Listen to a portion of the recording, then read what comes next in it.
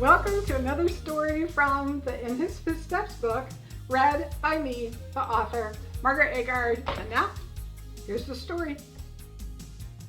I'm reading the 7th story from my book, In His Footsteps. I gave my to-do list to God, titled When a Child Forgives You, on page 22. Daniel, my 20-year-old son, came in and lay down on the bed next to me last night to chat.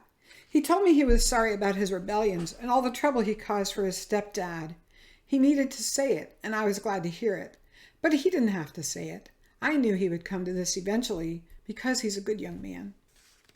This is for those of my 8 children who aren't there yet.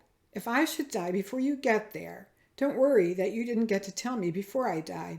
I knew you'd get here eventually.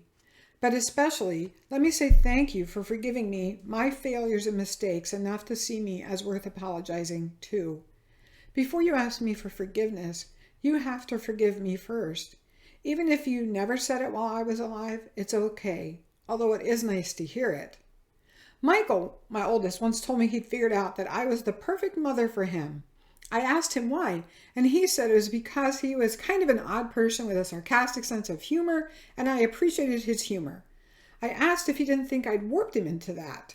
He said, no, I'm just that way. Also, he said, you weren't very compassionate. That was good for me. I thought, he thinks lack of compassion is a good character trait? I asked. When wasn't I compassionate? Are you talking about when you used to come in all banged up and I'd tell you not to bleed on the carpet, to go bleed on the tile in the bathroom? No, when I would whine and complain, you never fell for my pity party. You just told me to man up and get on with life. Oh, I'll take it. I knew I wasn't the soft and gentle type, so it's good to know some of my kids like me as I am.